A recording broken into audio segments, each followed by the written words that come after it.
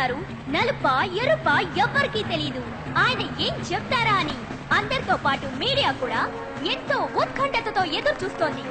చాలా టెన్షన్ గా ఉంది. మిగిలిన ప్రోగ్రామ్స్ ఆపండి. దీన్ని లేదండి సార్. ఫ్రంట్ పేజ్ ఆపేయండి. ఇదే ప్రధాన వార్త. Stadium under control. Yes sir. డ్యూటీలో ఎంతమంది ఉన్నారు? 120 మంది sir. Commander forces in position sir. ఖచ్చితంగా చేజార్చుకుంటారు కదా? Yes sir. Sorry sir, call తొక్కారు. ఆ బాధలో పేరుతో పిలిచాను. ఇది నిన్నటి సింగపూర్. 1950లో సింగపూర్ ఇండియా కంటే పేద దేశంగా ఉండేది. ఇది నేటి సింగపూర్. మొత్తం ప్రజల సంఖ్య 42 లక్షలు. 644 కిలోమీటర్ల వైశాల్యం గల చిన్న దీవి. బెంగుళూరు కంటే చిన్న నగరం. ఒక సింగపూర్ పౌరుడి సగటు సంపాదన మనకంటే 25% ఎక్కువ. 80% మంది సొంత ఫ్లాట్ కలిగి ఉన్నారు. ఇది కేవలం 25 ఏళ్లలో చెందిన అభివృద్ధి. ఇది జపాన్. అధిక ఖనిజాలు, పెట్రోలు ఏవీ లేని భూకంపాల దేశం. 2వ ప్రపంచ యుద్ధంలో ధ్వంసమైన దేశం. 2 అణుబాంబులను గుండెలపై వేయించుకున్న దేశం. గడ్డిపోచు కూడా మొలవదని చెప్పబడిన దేశం ఈ రోజు ఓడల్లో వ్యవసాయం చేస్తోంది. నేడు ప్రపంచ ఆర్థిక స్థితిలో జపాన్ స్థానం ఏమిటి? 2వ స్థానంలో ఉంది. కొరియా, తైవాన్, మలేషియా మన చుట్టూ మనకంటే పేదవిగా ఉన్న తూర్పాసియా దేశాలన్నీ ఈ రోజు మనకంటే ఎంతో అభివృద్ధి చెందాయి.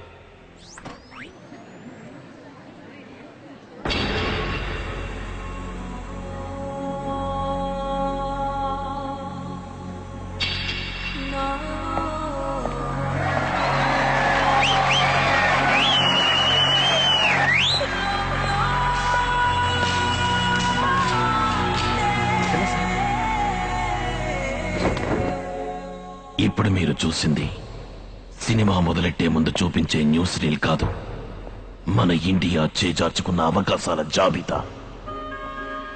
ఇది ఒక ఆధ్యాత్మిక సభో, సాంస్కృతిక సభో, రాజకీయ సభో, సువార్తా సభో కాదు. మన మనసాక్షిని ప్రశ్నించుకోబోయే సభ. 57 స్వతంత్రం, 100 కోట్ల మంది జనం, 33 లక్షల చదరపు కిలోమీటర్ల వైశాల్యం, అందులో సగం పైగా సాగుభూమి, 10 జీవనదులు, 1.5 లక్షల కర్మాగారాలు, ఇవన్నీ ఉండి ఇండియా ప్రపంచ దేశాల వరుసలో ఆర్థిక స్థితిలో 49వ స్థానం, రూపాయి విలువలో 44వ స్థానం, శుభ్రత ఆరోగ్య విషయాల్లో 20వ స్థానం, ఎయిడ్స్ అందులో 2వ స్థానం, కుంభకోణంలో 3వ స్థానం. ఏ మీలో ఎవరైనా చెప్పగలరా? మంచి ప్రధానమంత్రి లేకపోవడం వల్లండి. మంచి ముఖ్యమంత్రులు లేకండి. మంచి మంత్రులు లేరండి. మంచి అధికారులు లేరండి. మంచి పోలీసులు లేరండి. మీరందరూ కలిసి మంచి మంచి అంటున్నారే, మనలో ఎంతమంది మంచి పౌరులుగా ఉంటున్నాం? ఎంతమంది మనలో బాధ్యతని సరిగ్గా నిర్వహిస్తున్నాం? క్రికెట్ టీంలో మంచి కెప్టెన్ ఉన్నంత మాత్రాన ఇండియా గెలవదు. 11 మంది సరిగ్గా ఆడితేనే గెలుస్తుంది. అందులో ఒక్కడు సరిగ్గా ఆడకపోయినా మీకెంత కోపం వస్తుంది? 100 కోట్ల మంది వ్యక్తులు కలిస్తేనే ఇండియా. ప్రధానమంత్రి, ముఖ్యమంత్రి, మంత్రి, అధికారి, మీరు, నేను అందరం ఒంటరి వాళ్లమే. ఎవరి బాధ్యత వాళ్ళు సక్రమంగా నిర్వర్తిస్తేనే ఈ దేశం బాగుపడుతుంది. కానీ మనమందరం ఏం చేస్తున్నాం చూడండి. గౌరవనీయులైన వీరు మనలో ఒకరు. వీరి దినచర్య ఏమిటో చూడండి. అమ్మయ్యా,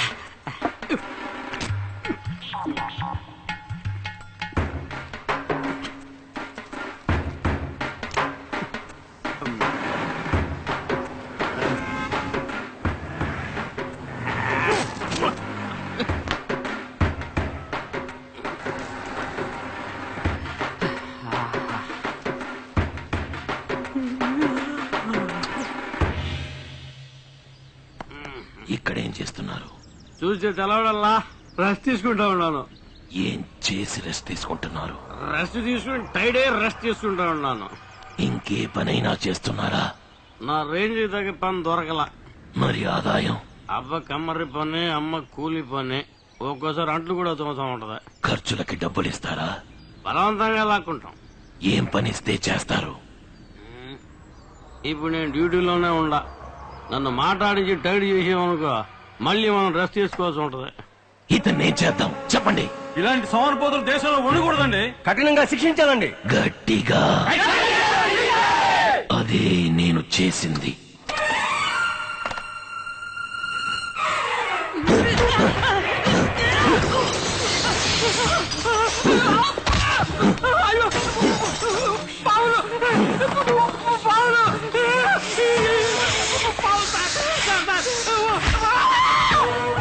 శిక్ష పేరు సర్పదంశనం.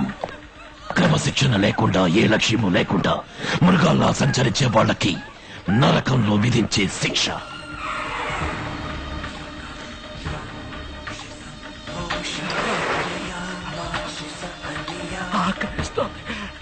ఆకలేస్తుందా? ఇదిగో డబ్బు డబ్బు అని వెంపర్లాడవుగా, ఆడబ్బే తిను.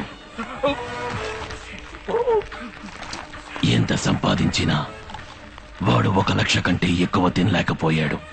విరోచనాలు పుట్టి చచ్చిపోయాడు. అన్యాయంగా అద్దెలు వసూలు చేసినందుకు తామిశ్ర నరకం.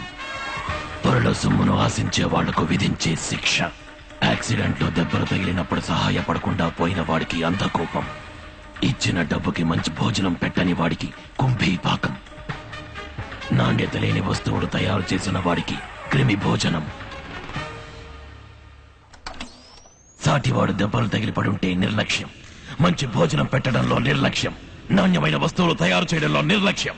నిబంధనల్ని పాటించడంలో నిర్లక్ష్యం. డ్యూటీలో నిర్లక్ష్యం. ట్యాక్స్ కట్టడంలో నిర్లక్ష్యం. ఓటేయడంలో నిర్లక్ష్యం. ఓటేసిన వాళ్ళ మీద నిర్లక్ష్యం. ఇలా చిన్న చిన్న నిర్లక్ష్యాలని ఒక్కటై ఒక మెగా నిర్లక్ష్యమై అదే మన జాతీయ గొడవైపోయింది. మన రక్తంలో కలిసిపోయింది. అందుకే మనం ఇంకా పైకి రాకుండా ఇలాగే ఉండిపోయాం. నేను వదిలిపెట్టాను. ఇక నిర్లక్ష్యంగా ఎవరున్నా వాళ్ళకి నరకలోకపు దండనే విధిస్తాను. Quick. Cover all the exits. Quick, quick.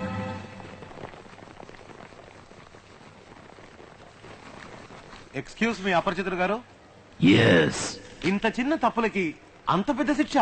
తప్పేమన్నా బనియన్ సైజా, స్మాల్, మీడియం, లార్జ్ అని రిజల్ట్ సైజ్ చూడండి, అన్ని ఎక్స్ట్రా లార్జే.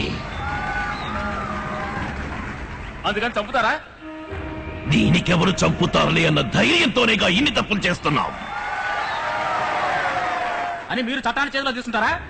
మీరు చట్టాన్ని మీరచ్చు, నేను చట్టాన్ని చేతిలోకి తీసుకోకూడదా?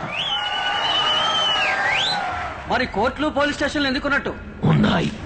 57 సంవత్సరాలుగా ఉన్నాయి. మరి ఎందుకు ఈ తప్పులన్నీ జరుగుతున్నాయి? హత్య, దోపిడీ, మానభంగాలకే కఠినమైన శిక్షలున్నాయని వాటిని మనం చేయడానికి జగ్గుతున్నాం. కానీ ఈ చిన్న చిన్న తప్పులు ఎవరికి తెలియబోయేది?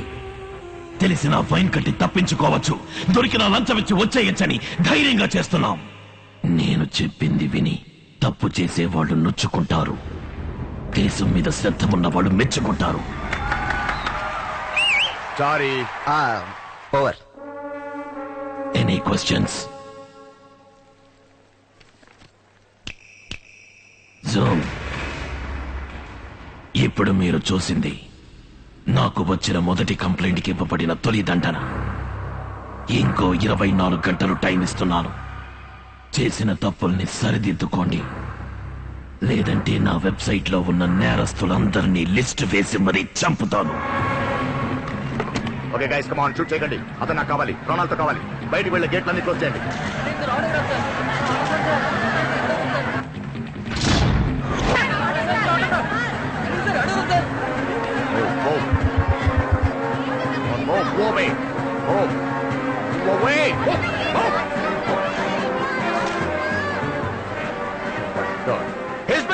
చెప్పినట్టే చేసుకున్నారు కదా?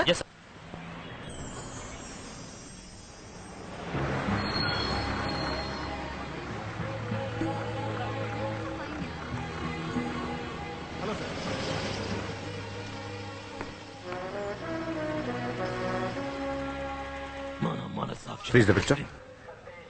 అతని జుట్టంతా గ్రాఫిక్స్ లో రిమూవ్ చేసి చూపించండి. ఓకే అపరిచితుడు.com ఏమైంది సార్? మొత్తం 1.5 లక్షల కంప్లైంట్లు ఉన్నాయి సార్.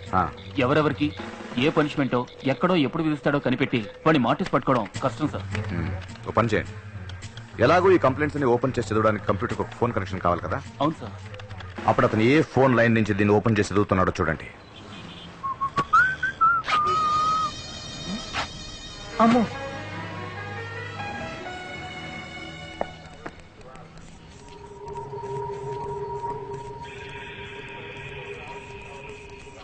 సంవత్సరానికి 5,000 కోట్ల రూపాయలు ఆదాయ పన్ను వసూలవుతుంది.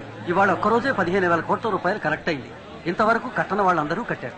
ఇండియా పేదదేశం అని ఎవరండి అందే? సార్, ఐపీ అడ్రస్ ద్వారా డైలాగ్ కనెక్షన్ ఫోన్ నంబర్ కనిపెట్టాను సార్. గుడ్. ఏ ఏరియా? సింహాచలంలో నరసింహస్వామి గుడి వీధి సార్.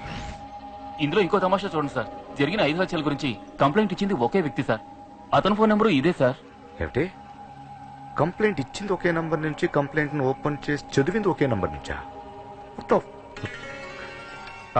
ఆ ఫోన్ నెంబర్ ఎవరి పేరులో ఉంది చూడండి. సిగ్నల్స్ దగ్గర గుళ్ళ దగ్గర ఒక ముష్టివాడు లేడు. ఊరంతా ఉతికి ఆరేసి ఇస్త్రీ చేసినట్లుంది. Remarkable change. ఇంకెప్పుడు అమెరికా అంత అవదని మాత్రం అనుకో. పి రామానుజం ఉంది సార్. సార్ అపరిచితుడి మొహం ఇలా ఉంటుంది సార్.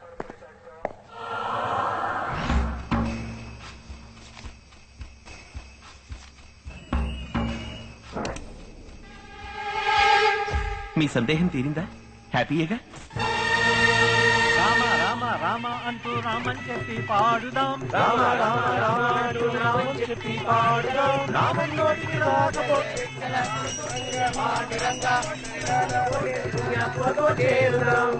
కృష్ణ కృష్ణ అంటూ రామని చెప్పి పాడుదాం, కృష్ణ కృష్ణ కృష్ణ అంటూ రామని చెప్పి పాడుదాం, రామని నోటికి రాకపోతే భక్తులతోటి చేరుదాం, నారాయణ నారాయణ నారాయణ అంటూ నామని చెప్పి పాడుదాం.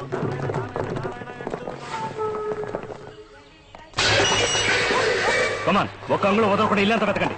ఒక బ్యాగ్ మేడపైకి వెళ్ళండి. మీరు అటు వెళ్ళండి. మీరు ఈ రూమ్ లో వెతకండి. కమాన్, క్విక్ క్విక్.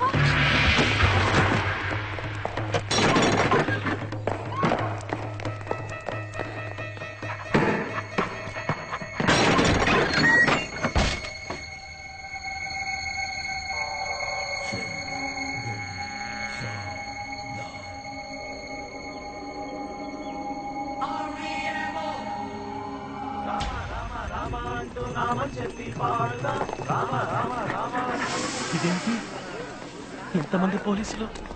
సార్ ఇతనే సార్ కల్పిట్, కన్ఫర్మ్. ఏమిటి?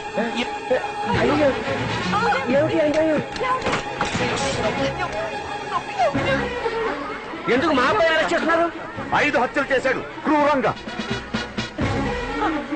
సార్ మీ చిన్నప్పటి నుంచి నాకు తెలుసు. వీడు నా ఫ్రెండ్ రాము. నామం బ్లడీ రాస్కల్. వీడే అపరిచితుడు. ఏమిటి వాగుతున్నారు? నేను ఛాన్స్ లేదు సార్. ఏదో తప్పు జరిగింది, మిస్టేక్. వీడొట్టు అమాయకుడు sir. Do you think I'm a fool? నేను కూడా నామం పెట్టుకున్నాను. నేను అమాయకుడినా? I know my job.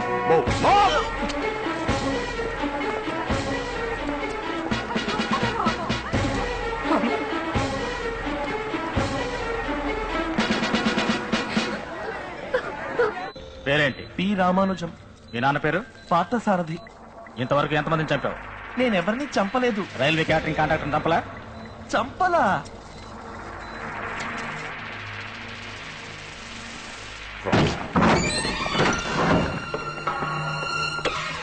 Polygraph test ని బట్టి అతను అబద్ధం చెప్పలేదు సార్. ఈ వైర్లు తీకేసి 10 నిమిషాలు నాకు వదిలేయండి. అన్ని నిజాలు తన్నుకుంటూ వస్తాయి.